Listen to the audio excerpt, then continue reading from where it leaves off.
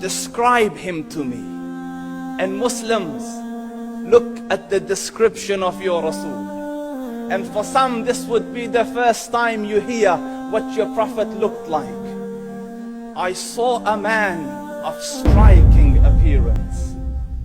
ظاهر الوضاء أبلج الوجه, radiant face, حسن الخلق, beautifully created. لم تعبه الثجلة, his belly wasn't protruding. ولم تزر به السعلة, nor was his head disproportionate and small. وسيم قسيم, proportionate and delicate, finely made, a specimen of a creation. في عينيه دعج, in his eyes there was a contrast. The dark was immensely dark, the white was excessively white.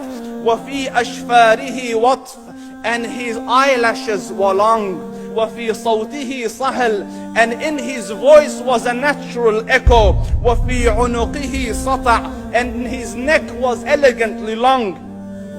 وفي لحيته كثاثة, his beard was full and thick. أزج أقرن, his eyebrows were arched, but they were not joined, it was separated. In Samat فعليه الوقار, when he was silent, dignity covered him. وإن تكلم سماه وعلاه البهاء, and when he spoke, it was audible and clear, almost commanding and overtaking.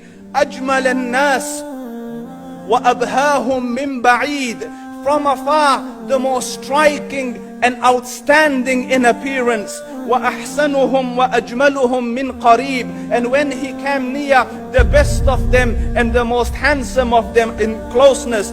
حلو المنطق, such an exalted and sweet level of logic. Like when he used to speak, it was so coherently logical, it was smooth and easy to understand. فصل لا نزر ولا هذر, he was to the point, not excessive nor too short. كأن منطقه خرزات نظم يتحدرن, his logic, his utterances, his words were like jewels coming out of a necklace, calculated, polished, one after the other, it would flow magically. ربعة, he was medium in height. Your eye didn't have to strain to look up at him, nor was it tedious to look down at him. He was a comfortable sight to look at. له رفقاء يحفون به, he had friends, the people that were with him, they were working around him to try to serve and protect him.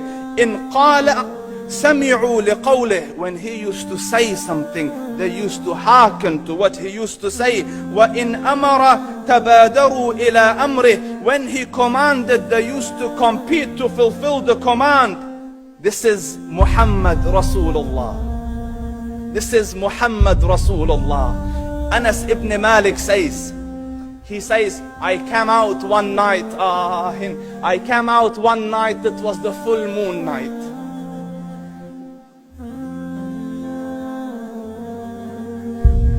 And I looked at the moon, and in the desert, understand, the moon is an awesome sight.